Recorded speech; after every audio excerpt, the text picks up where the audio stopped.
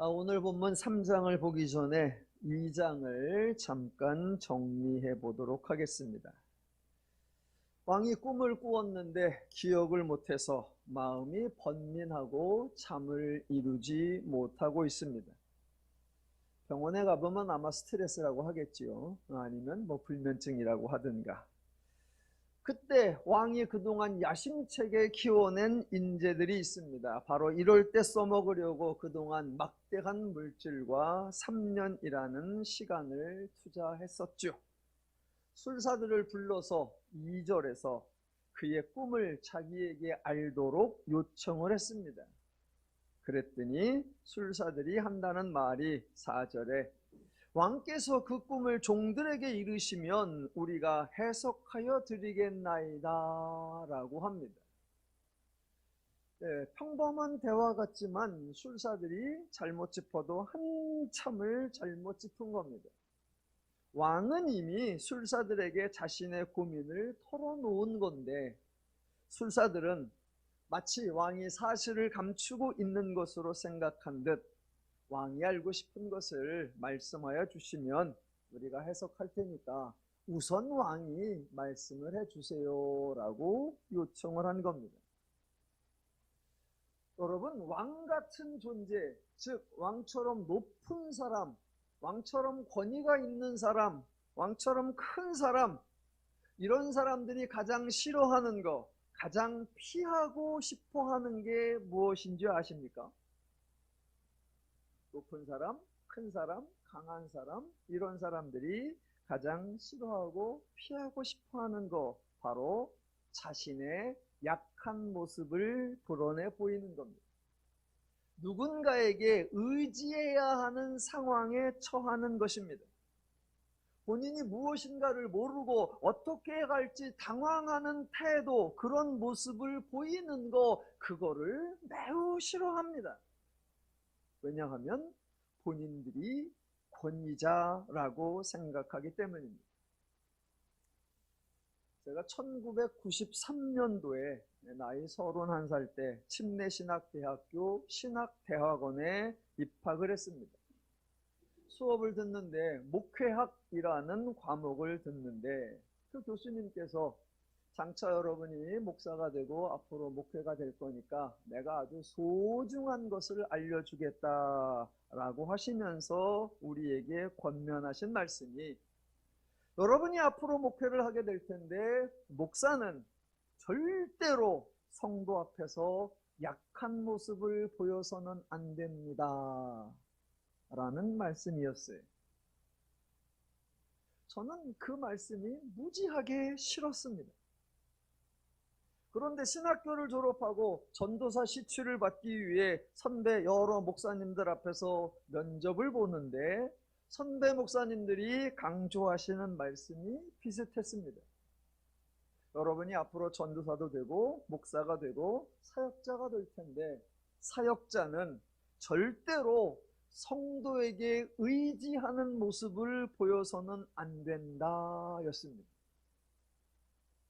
저는 그 말도 무지하게 싫었습니다. 약한 모습이나 의지하는 모습을 보여주겠다 이런 것이 아니라 목사는 권위 있는 자이기 때문에 그 권위를 유지해야 하고 성도 앞에 권위 떨어질 만한 행동을 해서는 안 된다라고 하는 그런 사고방식, 그런 생각관념이 너무너무 싫었습니다. 여러분, 예수님의 마음을 갖자고 다짐하고 세족식을 하면서 낮은 자세로 섬기자고 주장하는 목사들의 현실도 이럴진데 바벨론 제국의 왕, 그 왕의 권위는 엄청난 것이고 본인은 권위의식이 하늘을 찌를 듯하고 온갖 의전을 통해 왕의 권위를 드러내는 것이 일상인데 지금 그 왕이 신하들을 모아놓고 내가 마음이 번민하도다 라고 고백까지 한 겁니다. 왕으로는 참 하기 힘든 일입니다. 그런데 술사들이 왕의 자존심을 건드는 말을 하는 겁니다. 왕이 말해주시면 그러면 우리가 해석해 드리죠. 한 번이 아닙니다. 그 말을 두 번씩이나 하고, 더 나아가서는 어떤 크고 권력 있는 왕이라도 이런 것으로 박수에게나 술객에게나 갈대아인들에게 물은 자가 없었나이다 라고 합니다. 이런 말을 하는 심정이 한편으로는 이해가 가요. 왕이 만약 해석을 해주면 선물과 상과 큰 영광을 줄 것이고, 그렇지 못하면 너희 몸을 쪼갤 것이며 너희의 집을 거름더미로 만들겠다라고 했으니 어떻게든 돌파구를 찾으려고 왕에게 꿈을 알려달라. 그런데도 말을 안 하니 아무도 이런 요구를 한 자가 없다라고 항변을 하지요. 그런데 그게 살기를 포기한 발언이죠. 왕을, 자존심을 꺾고 왕을 비난하는 듯 하는 말이니까.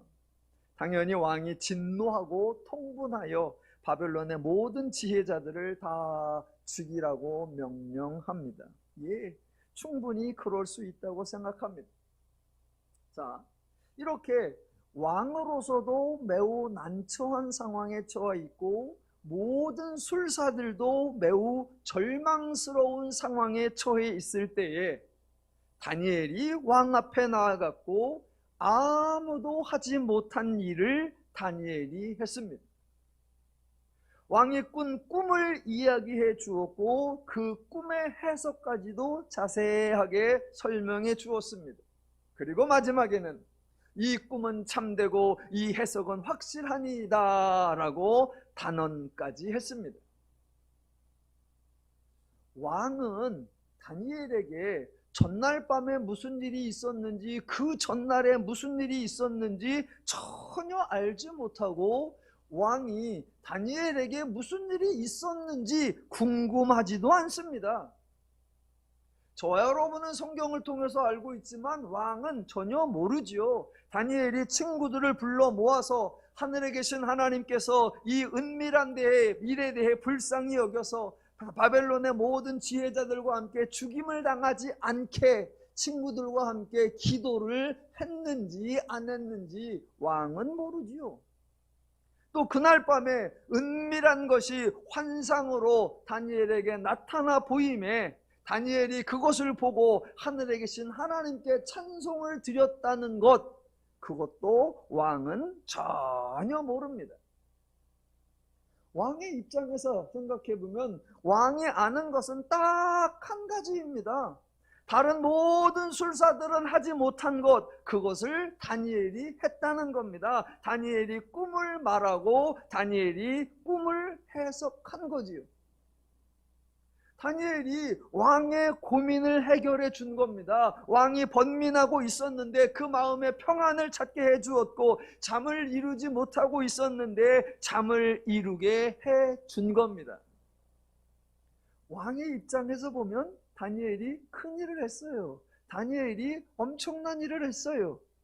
다니엘 입장에서 보아도 다니엘은 수고했고 왕의 문제를 해결해 주었으니까 대단한 공로를 세운 겁니다. 자그마치 왕이 자존심을 내려놓고 고백한 문제, 바벨론의 모든 술사가 총동원되었음에도 불구하고 해석은 고사하고 시작조차도 못한 그런 상황, 다니엘이 완벽하게 해결했으니 당연히 대단한 일을 했지요. 예, 다니엘이 수고를 했고 다니엘이 공로를 세웠습니다. 그래서 느부갓네살 왕이 상을 내리는 겁니다. 자, 2장 46절. 이에 느부갓네살 왕이 엎드려 다니엘에게 절하고 명하여 예물과 향품을 그에게 주게 하니라 입니다. 제가 보기에는 조금 과장된 것 같습니다. 아무리 다니엘이 공로를 세웠어도 제국의 왕이 포로로 잡혀온 사람, 교육을 받아 지혜롭다고는 하나 왕의 지시를 받는 신하에게 왕이 엎드려 절할 리가 있을까? 조금 과장해서 왕의 그 기대감과 만족감을 표현한 것 같습니다. 왕이 단지 예물과 향품만 준 것이 아니죠. 48절. 왕이 이에 다니엘을 높여 귀한 선물을 많이 주며 그를 세워 바벨론 온 지방을 다스리게 하며 또 바벨론 모든 지혜자의 어른을 삼았으며 왕이 또 다니엘의 요구대로 사드락과 메삭과 아벳느고를 세워 바벨론 지방의 일을 다스리게 하였고 다니엘은 왕궁에 있었더라 입니다. 자, 정리합니다. 다니엘이 공로를 세웠습니다. 누구에게요?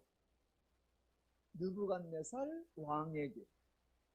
그래서 다니엘이 엄청난 포상을 받았습니다. 누구에게 받았습니까? 예, 느부갓네살 왕으로부터 받았습니다.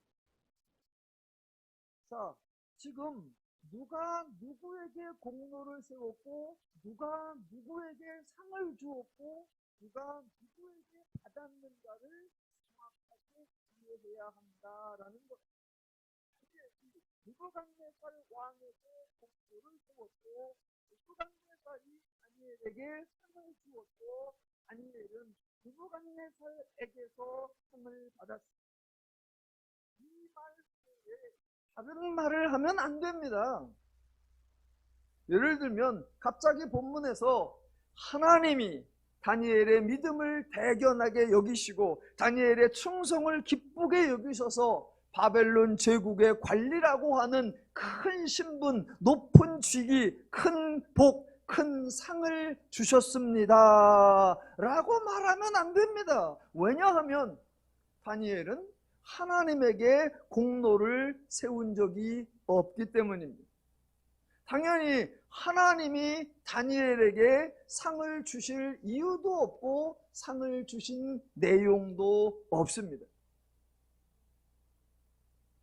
그런데 우리는 누군가 조금 높아지고 조금만 강해지고 조금만 부유해지면 온통 하나님이 그를 복 주셨다. 그럼 또 이어서 복을 받은 걸 보니까 복 받을 만한 게 있었나 보다. 그래서 그 다음에 그가 믿음이 있었다, 그가 신실했다, 그가 충성했다라고 하는 이상한 레파토리를 만들어냅니다. 아니요.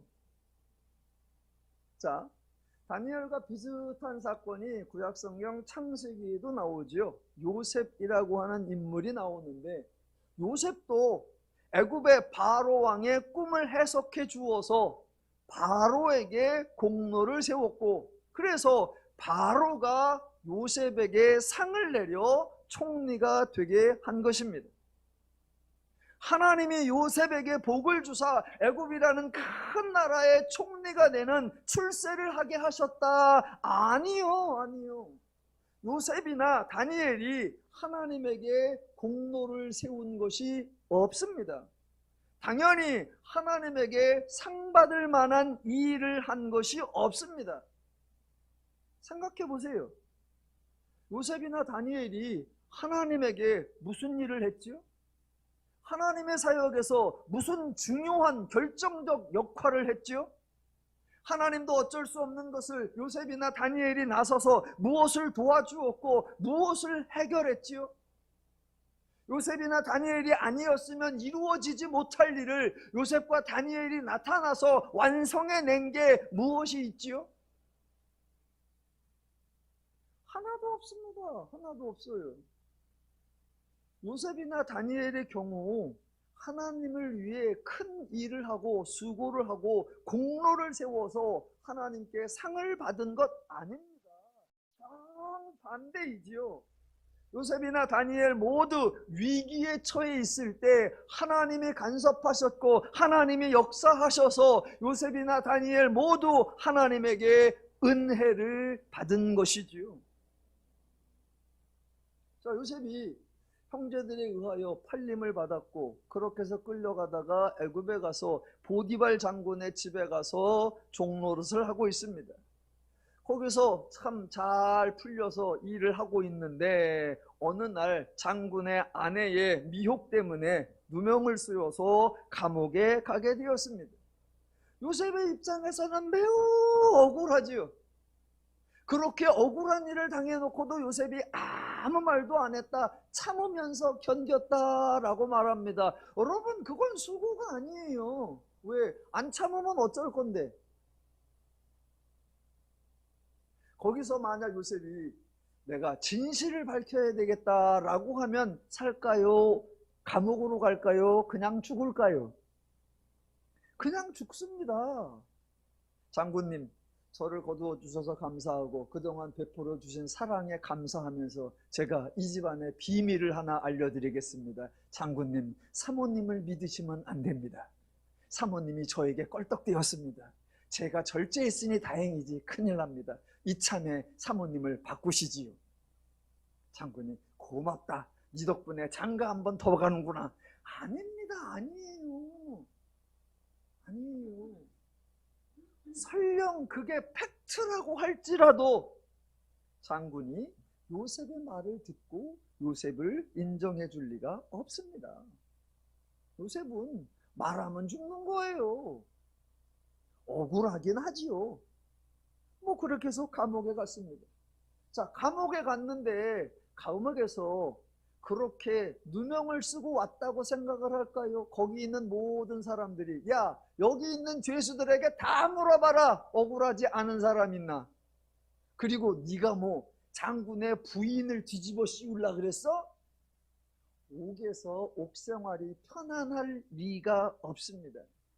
예, 요셉으로서는 억울하기는 하지만 매우 위험한 상황, 곤란한 상황, 위기에 처해 있는 겁니다. 그때 하나님이 요셉을 불쌍히 여기사 간수장에게 은혜를 받게 하셨고, 간수장이 꾼 꿈을 해석할 수 있게 하나님이 은혜를 주셨고, 나중에 애굽의 바로 왕의 꿈까지 해석할 수 있도록 하나님이 도와주셨습니다. 요셉이 하나님을 위해 일한 것이 없고 도리어 하나님이 요셉을 위해 일해 주신 것입니다. 예, 다니엘도 똑같은 패턴이죠. 다니엘이 하나님을 위해 한 일이 없고 도리어 하나님이 다니엘을 위해 일하신 것입니다. 이와 같이 하나님이 인간을 도와주시는 것, 하나님이 인간에게 베풀어 주시는 것, 그래서 인간이 하나님께 받는 것, 그것을 기독교에서는 상이라고 하지 않고 멸류관이라고 하지 않고 은혜라고 하는 겁니다. 예, 은혜는 결코 상이 아닙니다. 은혜는 인간의 공로에 대한 보상이 절대로 아닙니다. 그러니까 기독교는 죄인을 불쌍히 여기시는 하나님이 인간을 도와주는 것, 즉 하나님이 은혜를 주시는 것, 그것으로 시작하는 겁니다. 인간에게 어떤 수고를 하게 하고 어떤 열심을 내게 하고 그것을 보고 하나님이 판단하여 상을 내리는 그런 패턴이 아니라, 연약한 죄인, 불쌍한 죄인 하나님이 긍휼히 여기셔서 그 인간을 위해 일해 주시는 것, 하나님이 은혜를 주시는 것, 그것으로 기독교가 시작이 되는 겁니다. 단순히 도와주는 것이 아니라, 그저 은혜를 주는 정도가 아니라 그 은혜를 주는 모든 과정과 그 은혜의 내용 속에 하나님을 알게 하는 계시가 포함되어 있지요. 죄인은 존재가 죄인이고 모든 사고가 죄적이니까 죄만 알고 있고 죄의 원리로만 살고 있습니다. 그래서 죄인에게는 죄의 뜻대로 사느냐 하나님의 뜻대로 사느냐라는 선택권이 없습니다.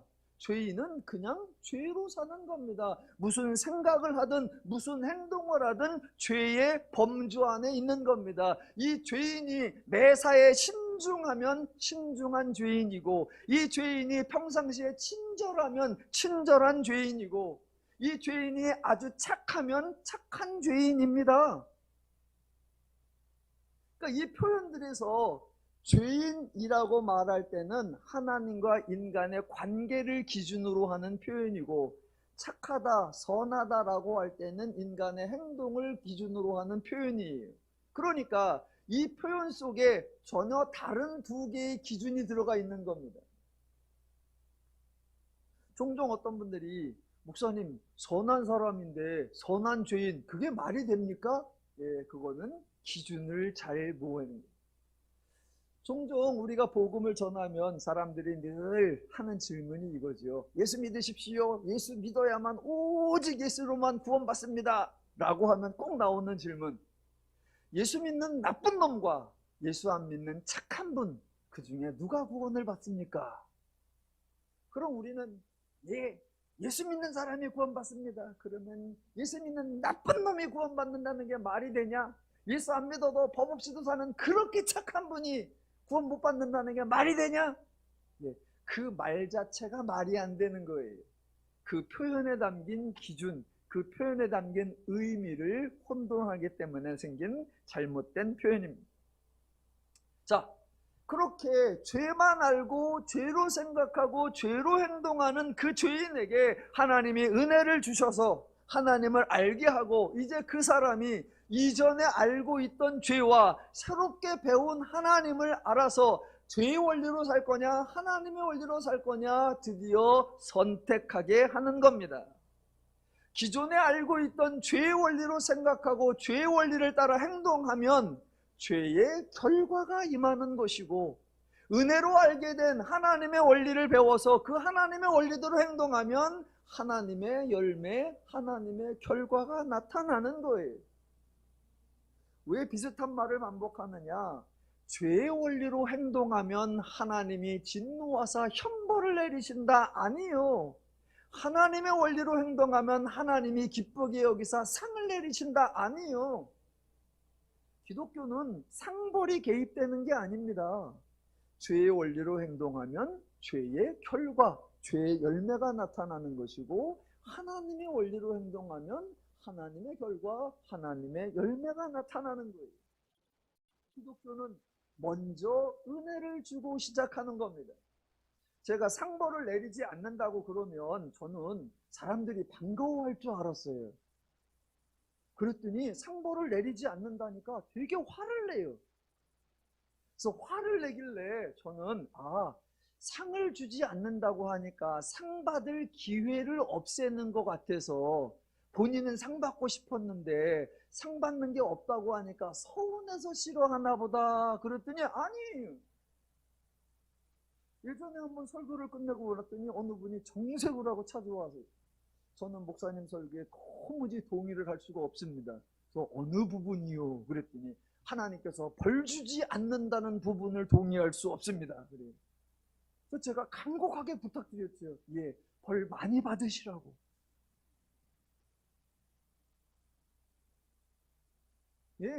여러분에게 상 받을 기회를 제거하는 것이 아닙니다. 기독교는 하나님이 은혜를 주고 시작한다. 이미 주신 은혜, 이미 받은 은혜를 강조하는 겁니다.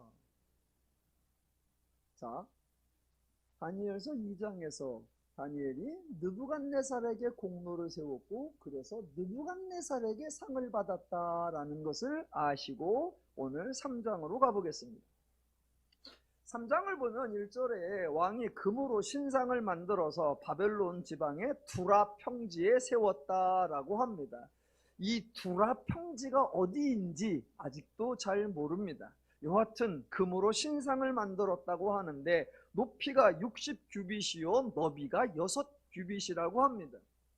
이걸 오늘날의 도량형으로 환산을 해보면 높이가 대략 27m이고 너비가 대략 2.7m입니다. 좀 가늠이 안 되실 것 같아서 제가 현실적으로 예를 들어 보겠습니다. 브라질에 있는 리우데자네이루에 있는 큰 예수상, 이렇게 손 벌리고 있는 브라질의 랜드마크인 그 형상이 있습니다. 그게 높이가 38m입니다.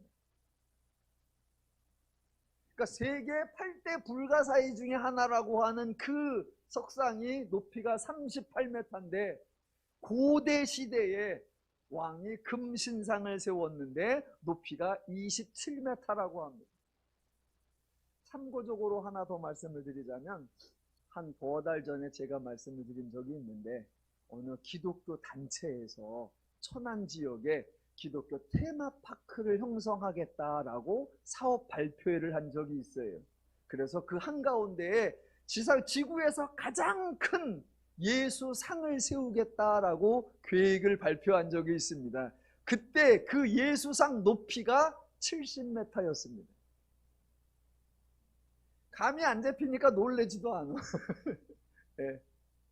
물론 그 사업은 허무맹랑한 것으로 밝혀서 지금 다 중단되고 이러고 있는데, 자, 여하튼 금신상을 만들었다고 합니다. 근데 이게 우연의 일치인지 아니면 의도적인지 다니엘서 2장에서 느부갓네살 왕이 한 신상을 보았다라고 했는데 3장에서 바로 금신상을 만들어요. 아마도 꿈에서 본 신상이 나중에 깨진다라는 해석을 듣고 나서는 느부갓네살이 꿈과는 다르게 깨지지 않는 신상.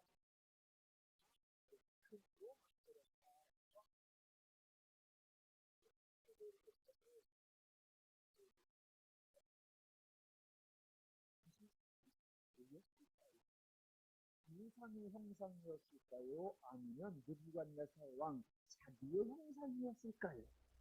여러분은 금신상이 뭐라고 생각하십니까? 뭐 정답은 성경에 안 나와요. 그냥 금신상이라고만 나오니까.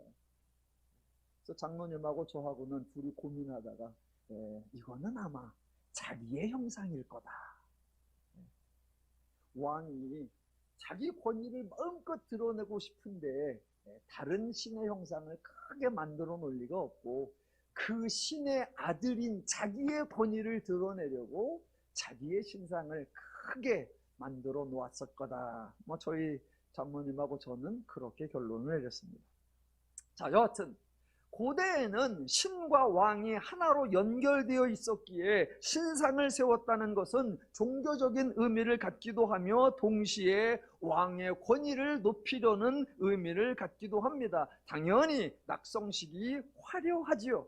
2절, 느부갓네살 왕이 사람을 보내어 총독과 수령과 행정관과 모사와 재무관과 재판관과 법률사와 각 지방 모든 관원을 느부갓네살 왕이 세운 신상의 낙성식에 참석하게 하매. 그리고 4절, 선포하는 자가 크게 외쳐 이르되 백성들과 나라들과 각 언어로 말하는 자들아, 왕이 너희 무리에게 명하시나니 너희는 나팔과 피리와 수금과 사면금과 양금과 생황과 및 모든 악기 소리를 들을 때에 엎드리어 느부갓네살 왕이 세운 금 신상에게 절하라 입니다. 자, 누구든지 엎드려 절하지 아니하는 자는 즉시 맹렬히 타는 풀무불에 던져 넣으리라 하였더라 입니다. 여러분, 느부갓네살이 왕입니다. 그냥 신분이 왕이 아니라 그 나라에서 가장 높은 자, 가장 큰 자, 가장 강한 자, 가장 권위가 있는 자입니다. 죄인들은 자신이 가지고 있는 것을 감출 수가 없고 자신이 가지고 있는 것을 절제할 수가 없습니다. 왕이 권세가 어마어마합니다. 그 권세 드러내고 싶어하고 그 권위 활용하고 싶어합니다. 물론 권세가 있고 권위가 있어서 그거를 드러내고 그것을 사용한다, 그거는 잘못이 아니지 않느냐? 잘못 아닙니다. 있는 거 바르게 사용하고 정당하게 사용하면 되지 않느냐? 됩니다. 그런데 문제는 그렇게 사용되지 않는다라는 거예요. 권위 자체가 문제가 아니고 권위의식이 문제고 권위의 오남용이 문제니까 잘 절제해서 사용하면 되지 않느냐? 말은 맞아요. 그런데 죄인은 그것을 절제가 안 되고 그것을 바르게 사용할 수가 없습니다. 왜냐하면 권위는 자기 자신에게 사용하는 것이 아니라 상대방에게 사용하는 것이기 때문입니다. 그래서 권위를 가지고 있는 사람이 내가 권위를 드러내기 전에 상대방이 나와 교제하면서 나의 권위를 인정하고 나를 존중해 주었으면 좋겠다라며 그때까지 기다리느냐? 못 기다립니다. 못 기다려요. 왜요? 여러분, 세상에서 권위는 그저 생긴 게 아니죠. 그 권위를 얻으려고 수고하고 애쓰고 노력했었고, 그 권위 있는 자리에 올라가려고 어마어마한 투자를 한 겁니다. 그런데 그것이 드러나지 않고 상대가 그것을 알아줄 때까지 기다린다? 아니요. 내가 그걸 얻어내려고 얼마나 애를 썼는데, 얻었으면 드러내고 싶은 게 죄인의 욕망이에요. 그걸 드러내지 않으면 권위의 맛을 느끼지 못하니까 기다리고 절제하고 바르게 사용한다? 불가능합니다. 그 권위를 가지고 상대방의 유익을 얻도록 잘 베풀면 되지 않느냐? 예, 말은 됩니다. 그런데 권위가 그렇게 사용되지 않습니다. 왜요? 그동안 권위를 얻으려고 왜 투자했고, 왜 수고했고, 왜 어려운 일을 했는데, 그로 인하여 내가 유익을 보자고 한 건데, 그 자리에 와서는 상대방의 유익을 위해서 성공하자고요? 아니요. 죄인은 불가능합니다. 그래서 세상에 있는 모든 권위자, 예, 죄인들은 그 권위를 마음껏 드러내고 싶고 그 권위를 통해 자신의 유익을 얻고 싶기에 언제나 상대방을 불편하게 하고 힘들게 하고 손해나게 하는 겁니다. 그래서 지금 느부갓네살이 자기의 권위를 마음껏 드러내기 위하여 큰 금신상을 세워놓고 그 권위를 강요하기 위하여 모든 사람들에게 엎드려 절하라. 절하지 아니하는 자는 풀무불 속에 던지리라. 예, 이런 멋 내려고 권위자 되려는 거예요. 느부갓네살 이 행동 특별한 게 아니라 죄인들의 평범한 일상입니다. 다른 권위자들은 아주 작기에 그것이 부각되지 않았을 뿐이고 이 느부갓네살은 지금 당대의 최고의 권위자였기에 이렇게 드러났을 뿐입니다. 왕이 권위를 주장하며 상대방에게 복종을 요구하는 것, 그것도 심각한 문제인데 그거보다 더 심각한 거 뭐냐? 종교에서 신의 권력, 종교에서 신의 권위를 주장하는 겁니다. 왕의 권력, 기간이 짧지요. 이거요. 오죽하면 범분 10년이라는 말이 있겠습니까? 그렇지만 종교에서 신의 권위, 종교에서 신의 권력은 절대적이며 동시에 기한이 없습니다. 이방 종교의 신들은 사람이 흉내낼 수 없는 거대함과 화려함으로 치장을 합니다. 여행을 해보시면 세계나 우리나라나 관광지점 같은 데 가보시면 그중에 특별히 유적지를 가보면 유적지의 상당 부분은 종교 관련 시설이죠. 그러면 그 종교 관련 시설은 일단 커, 일단 화려해, 일단 멋있어. 그래서 거기 가면 대부분의 사람들이 압도를 당한다라고 하는 거죠. 그게 우상 종교, 우상 권위자, 이방 세상 권위자들의 특징입니다. 우상 종교의 그런 신들, 당연히 산과 벌이라는 위협적인 무기를 소유하고 있고 인간에게 무조건적인 복종을 요구합니다.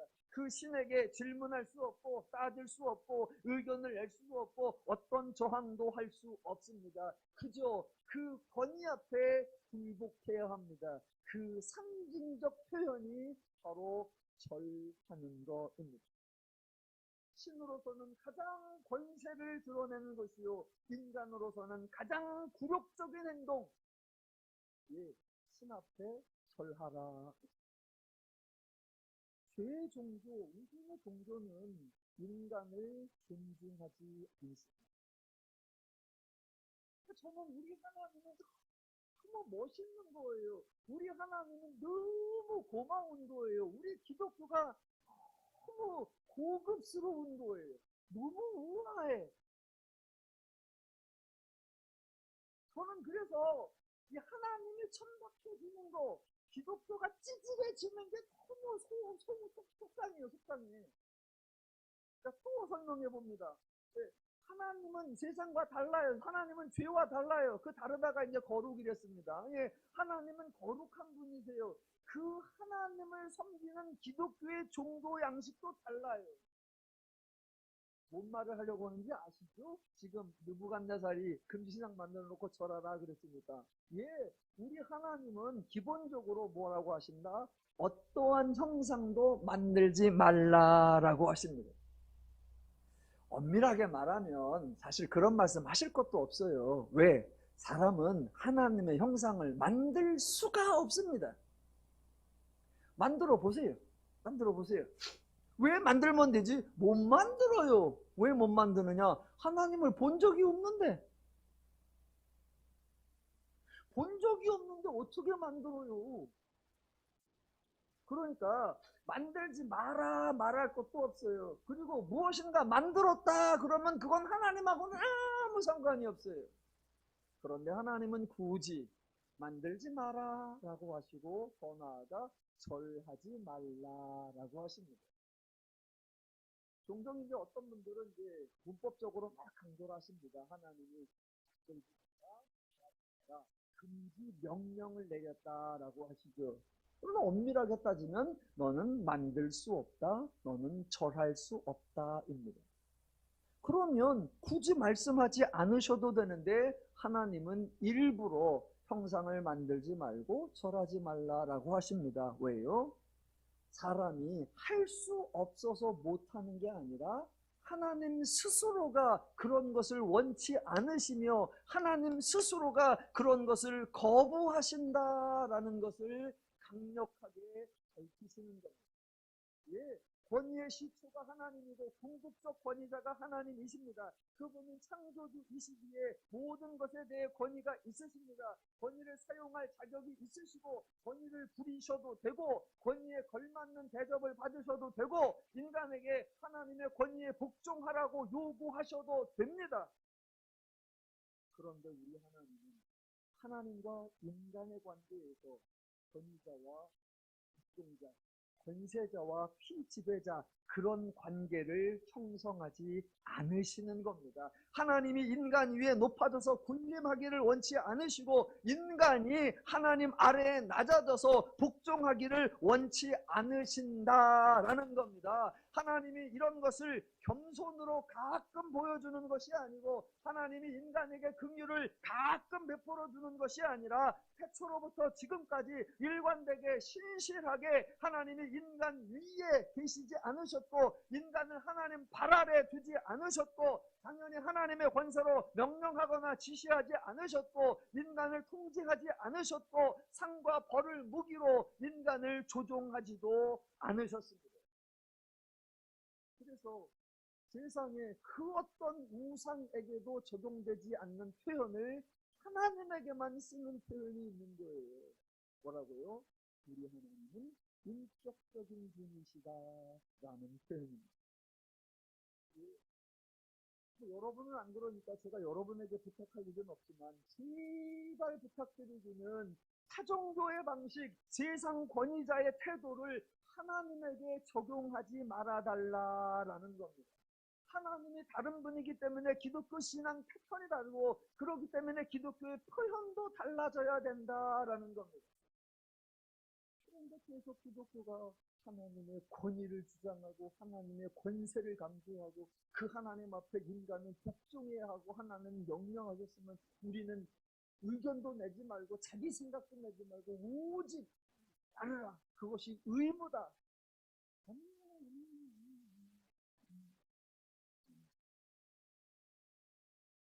오늘 부른 찬송가 143장을 한번 다시 보겠습니다.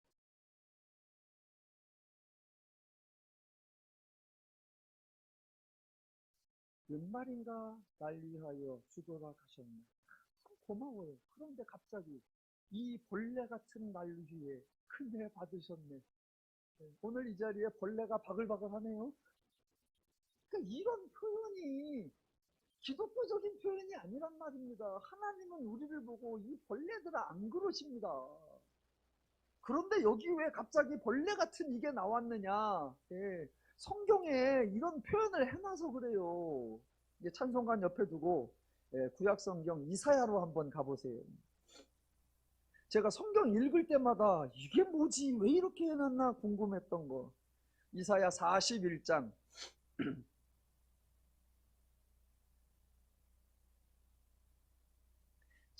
참 우리는요, 용어 선택도 잘해야 되고요, 표현도 잘해야 되고요, 설명도 잘해야 됩니다. 이사야 41장 14절에 이렇게 나와요. 버러지 같은 너 야곱아, 이렇게요. 그래서 여기서 버러지 이래서 찬송가에 벌레가 나온 거예요. 다른 번역본들 보니까 벌레, 구더기. 그런데 이 단어가 벌레라는 것도 번역이 되기도 해요. 그런데 다른 뜻은 멸시당하는, 천대받는 이런 의미도 있는 거예요. 자, 41장을 보면 지금 이스라엘이 위기에 처해 있고 이스라엘이 여러 모욕과 멸시와 천대를 당하고 있어요. 그걸 하나님이 긍휼히 여겨서 내가 너를 도와주겠다, 내가 너와 함께 하겠다, 내가 너를 새롭게 하겠다라고 하는 거예요. 그러니까 지금 야곱을 에이 벌레 같은 놈아 비난하거나 하나님이 모욕감을 주는 게 아니라 너희는 그 정도밖에 가치가 없어 라고 멸시하는 게 아니라 하나님이 너무나 사랑하는 백성인데 지금 저렇게 험한 꼴을 당하고 있는 게 너무 속상해서 이 멸시받고 있는 내 백성아, 이 천대받고 있는 내 백성아, 너무나 속상하다. 내가 너희를 도와주겠다. 그래서 14절 멸시당하고 있는 너 야곱아, 너 이스라엘 사람들아, 두려워하지 말라. 나 여호와가 말하노니 내가 너를 도울 것이라. 네 구속자는 이스라엘의 거룩하니 내가 너를 구원하여 멸시당하지 않게 하고 내가 너를 도와서 천대받지 아니하고 도리어 찬송받고 도리어 존귀받고 도리어 영광받는 그런 자가 되게 하겠다라는 선언입니다. 그러니까 하나님은 딱 보면서 가치라고는 벌레 수준밖에 안 되는 이 구더기 같은 이 하찮은 것들, 아니요 하나님은 인간을 그렇게 생각하신 적도 없고 그렇게 표현하신 적도 없어요. 보실 때마다 내 하나님의 그 하나님의 나라, 그 하나님의 풍성한 복을 누리지 못하고 있는 이 안타까운 자들아, 하나님이 그 민망해함과 그 긍휼함이에요. 찬송을 금지를 시킬 수도 없고.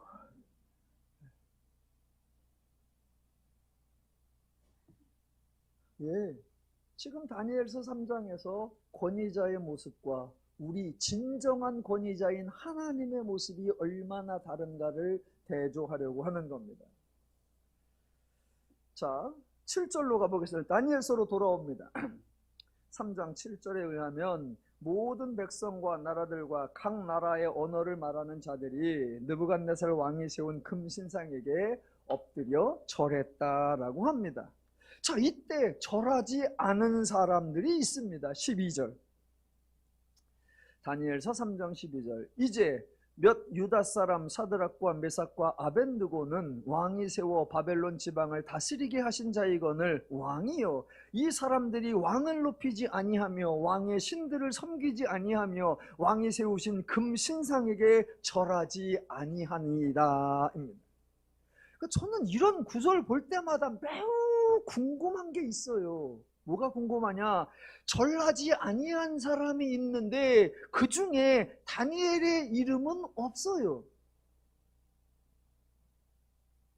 다니엘서 1장과 2장까지 보면요, 다니엘과 사드락과 메삭과 아벤느고 이 네 명은 세트예요. 그래서 늘 같이 나와요. 몇 명은 1장 6절, 1장 11절, 1장 17절, 1장 19절, 2장 13절, 2장 17절, 2장 49절 이 네 명은 늘 같이 나와요. 그런데 3장에서 금신상에게 절하지 아니한 사람의 명단이 나오는데 그 명단에 다니엘은 없습니다. 그럼 다니엘은 절했다는 거예요? 제가 신앙생활을 대략 한 57년 정도 했는데 이 본문에서 다니엘이 절을 했는지 안 했는지를 설명하는 것을 단 한 번도 들어본 적이 없어요. 그러니까 제가 묻는 거예요. 이 구절을 보면서 다니엘은 절을 했나요? 안 했나요? 아무도 대답을 안 해줘. 그런 걸 묻는 저를 고약한 사람 취급해. 아무도 대답을 안 해줘서 제가 대답을 만들어냈죠. 뭐 보세요. 2절에 아까 뭐라고 그랬습니까? 그 나라에 내노라 하는 사람들 대부분의 관료들이 다 참석해서 절을 해야 한다라고 했었는데, 다니엘도 바벨론의 온 지방을 다스리는 자이고 바벨론의 모든 지혜자의 어른이 되었다라고 했으니 낙성식에 참여를 해야 했겠고, 참여했다면 당연히 절을 했을 겁니다. 하지만 제가 다니엘이 절을 했다라고 주장하자니 본문에 그런 표현이 없고, 또 다니엘이 절을 했다라고 하면 교회들이 절을 살려둘 것 같지도 않고, 그래서 제가 대답을 하나 만들어냈습니다.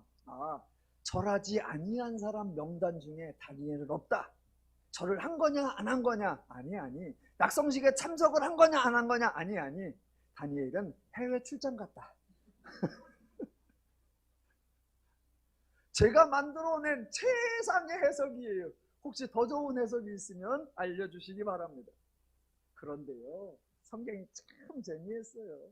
반대 장면도 나와요. 오늘 3장에는 제 친구는 나오고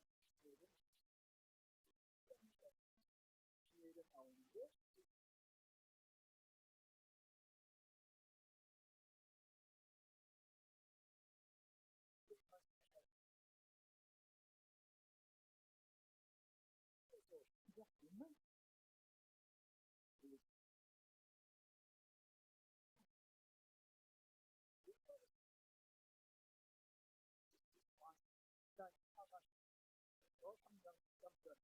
느부갓네살 왕이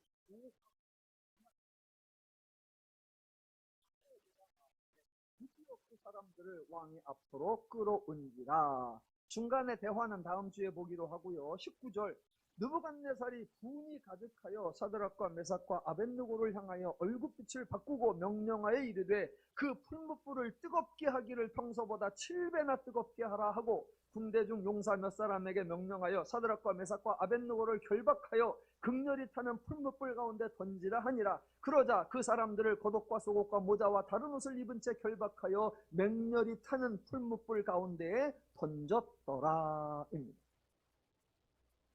자, 원래 이 세 사람이 갈대아 사람이 아니고 바벨론 출신이 아니죠. 바벨론의 관료가 될 만한 자격이 있는 사람들이 아니었어요. 포로로 끌려왔을 뿐이죠. 그렇다고 관료가 되려고 도전을 한 적도 없고 지원을 한 적도 없습니다. 단지 왕의 지시에 의하여 선발되었고 왕이 요구하는 대로 교육을 받았고 왕과 면접을 했을 때 실력을 인정받았고, 특별히 왕이 꾼 꿈을 해석해주는 사건을 통하여 다니엘이 공로를 세웠을 때 다니엘의 추천에 의하여 바벨론 지방의 일을 다스리는 직분을 받았습니다. 제가 서두에서 다니엘은 느부갓네살에게 공로를 세워 느부갓네살에게 상을 받았다, 하나님에게 상을 받은 게 아니다 라고 말했었습니다. 왜 그거를 강조하냐면 지금 3장에서 세 사람이 죽을 위기에 처해 있습니다. 단순히 위기가 아니라 풀무불 가운데 실제로 던져졌습니다. 그렇다면 이거는 하나님이 이 사람들을 벌하신 겁니까? 아니면 하나님이 이 사람들을 버리신 겁니까?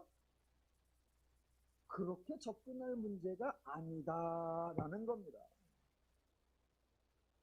자, 세상의 권위자, 우상신의 권위적 형태와 비교하여 하나님은 다르다라고 설명했었는데, 첫 번째, 하나님은 인간에게 절하라고 요구하지 않는다였고요. 또 하나 차이점이 뭐냐? 인간을 다루는 태도입니다. 자, 지금 느부갓네살은 자신이 등용했던, 자신이 개발하고 자신이 양육해서 자신이 등용했던 사드락과 메삭과 아벳느고를 자신의 명령을 거부했다는 이유로, 자신의 요구에 복종하지 않는다는 이유로 풀무불에 던지기를 서슴지 않습니다. 세 사람의 목숨보다 자신의 권위가 훨씬 더 중요하고, 세상의 표현대로 하면 달면 삼키고 쓰면 뱉는다입니다. 그 세 사람이 어떤 사람인지 관심도 없고, 그 사람이 어떤 공로를 세웠는지 상관도 없고, 그 사람이 어떤 상황에 처해 있는지 전혀 개의치 않습니다. 오직 하나, 자기 마음에 들면 쓰고 마음에 들지 않으면 버리는 겁니다. 다른 표현으로 하면 자기의 뜻을 따르면 쓰고 따르지 않으면 버리는 겁니다. 상대방을 존중하는 태도 없고요, 상대를 인격적으로 대하는 거 없습니다. 그런데 권위시추이며 모든 권위의 궁극자이신 우리 하나님, 인간을 대하는 태도, 방식, 원리가 전혀 다르다라는 겁니다. 그래서 저는 우리 기독교가 하나님의 일하심을 표현할 때, 하나님과 인간의 관계를 묘사할 때 바르게 표현하자라는 겁니다. 하나님은 하나님 멋대로 인간을 대하시는 분이 아닙니다. 필요할 때에는 느닷없이 찾아와서 일방적으로 사역을 맡기고, 혹시라도 하나님 말씀에 불순종하면 단칼에 버리는 비인격적 분 아닙니다. 하나님의 마음에 드는 사람만 고르고 하나님의 기준에 맞는 사람에게만 은혜를 주고 나머지는 나 몰라라 방치하는 분 아닙니다.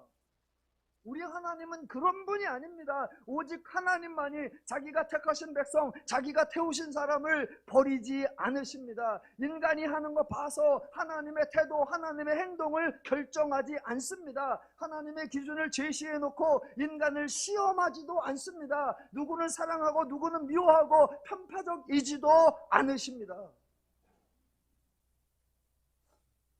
성경에서 확인할 수 있지요. 제가 여러 번 했지만 또 할게요.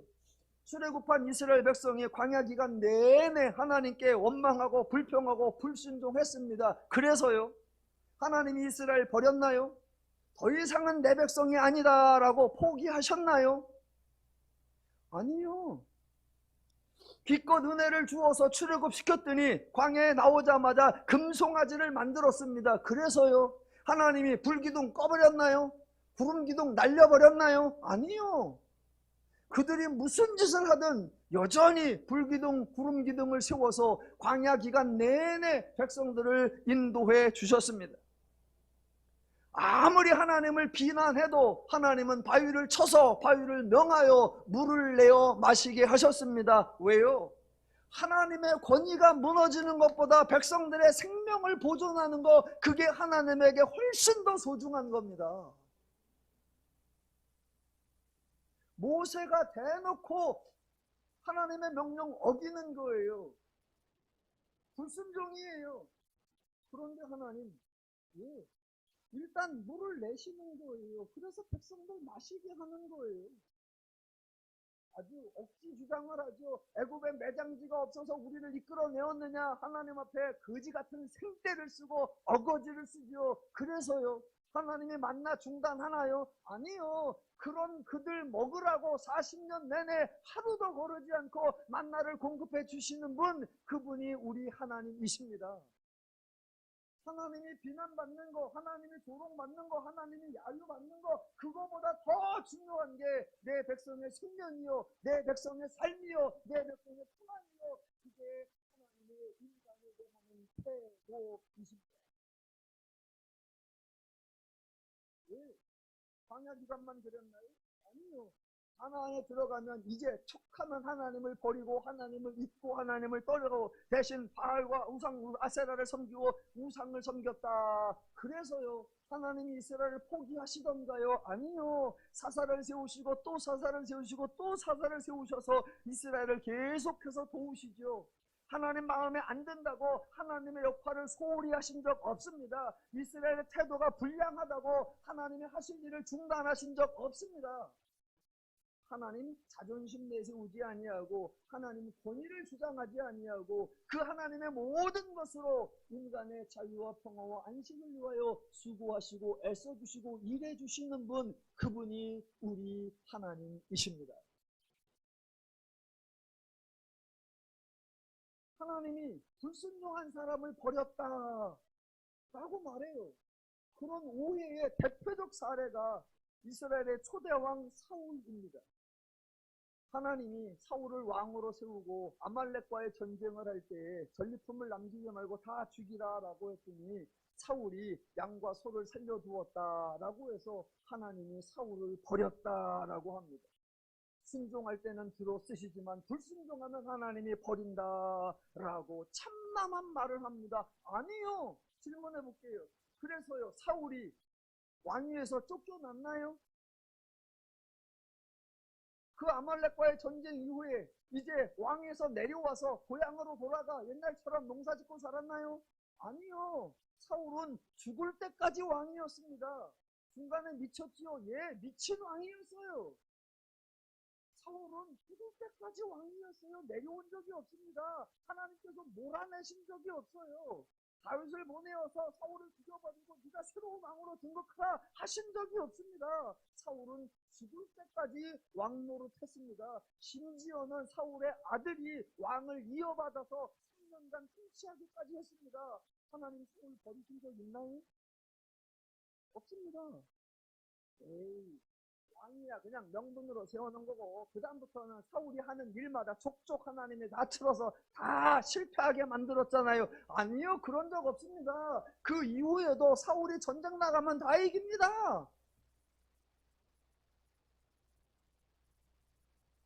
하나님이 도와줘서 전쟁을 다 이겨요. 다만 마지막에는 이제 블레셋 군이 너무 세서 이제 사울이 도망가다가 사살에 맞아 죽는, 그거 빼놓고는 왜 하나님이 이 세상을